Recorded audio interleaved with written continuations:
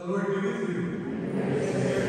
A reading from the Holy Gospel according to Mark. And then chapter 16, verses 15 to 20. Jesus showed himself to the 11 and said to them, "Go out to the whole world, proclaim the good news to all creation. He who believes and is baptized will be saved. He who does not believe will be condemned.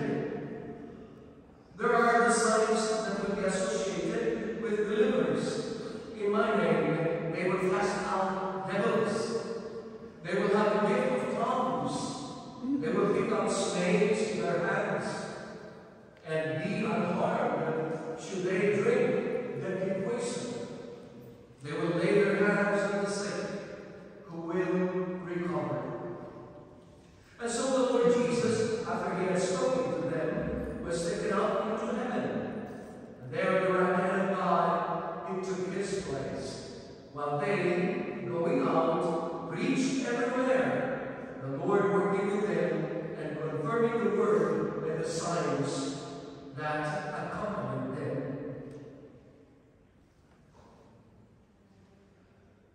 The proclamation of the good news of our salvation.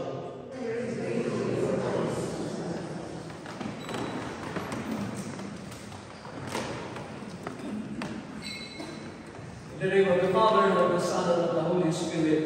Amen. One good thing in the life of Saint Anthony is his life as an Augustinian.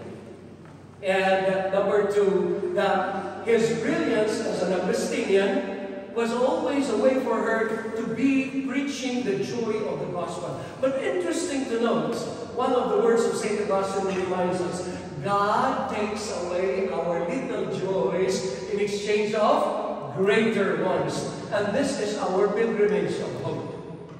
When God takes away our comfort zones, allows us to suffer and sacrifices here and there, but at the end, we still find joy and the company of one another. Most particularly, our love and support with each other. It's not only happy moments in shopping, but also moments wherein we take care of one another.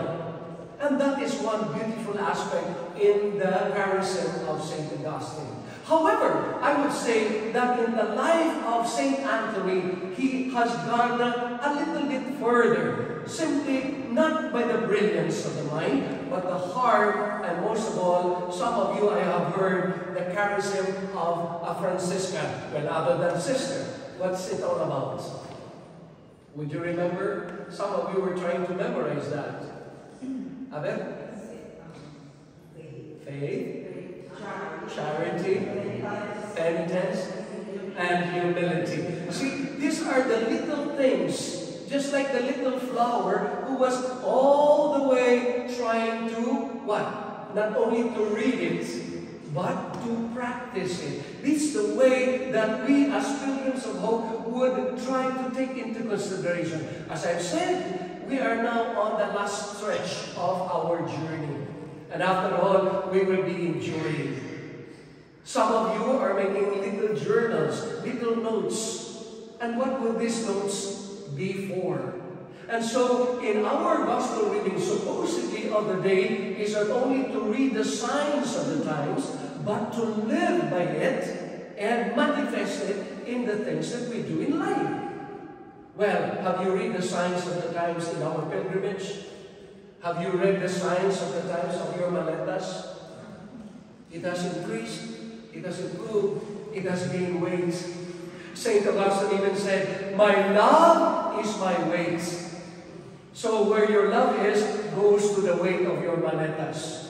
And you don't mind and you don't care, even if you spend a little extra so that it can go home. Because that's where our love is. But should I say that's only the worldly experience? That is only a worldly satisfaction. It is not wrong, I tell you. It is simply the beginning of leveling up of our attachments. Getting it, improving, heavier in our love for the Lord in matters of what? Our moral understanding. understanding. Have you come to realize and discovered a lot of things, not only the names of one another? Some of us have been together for quite some time. How many pilgrimages? But we don't really know that much. Now we begin to learn and discover a lot more things, and that leads us to a deeper kind of brotherhood, fraternity, sorority, the love that brings us all together. Not only in the Augustinian, but also in the Franciscan charism, that becomes a gelato, a halo-halo. You're not only contented with chocolates, but pistachio and all this stuff, even ginger and so on and so forth. Why? Discoveries that lead us all the way to the last level of our life. And that is our spiritual discovery. Have we accumulated things in the spiritual level?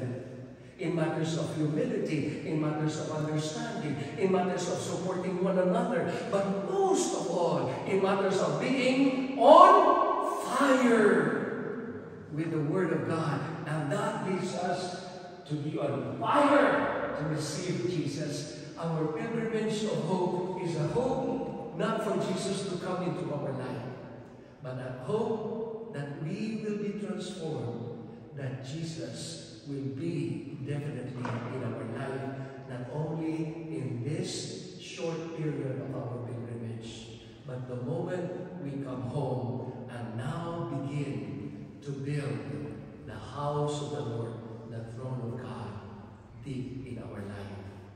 Let us bow down our heads for a moment. As we count our blessings, we begin to express unto the Lord all the things that He has endowed upon each and every one of us, as we all together say, give thanks with a grateful heart. Give thanks to the Holy One. Give thanks because it's given Jesus Christ, His Son. And now let the weak say, I am strong. Let the poor say, I am rich, because of what the Lord has done for us. Give thanks, give thanks, and give thanks. For if we love one another, God will live in us in perfect love, says the Lord. Holy Mary, Mother of God, pray for us sinners, now and at the hour of our death. Amen. Jesus, meek and humble of heart, make my heart light.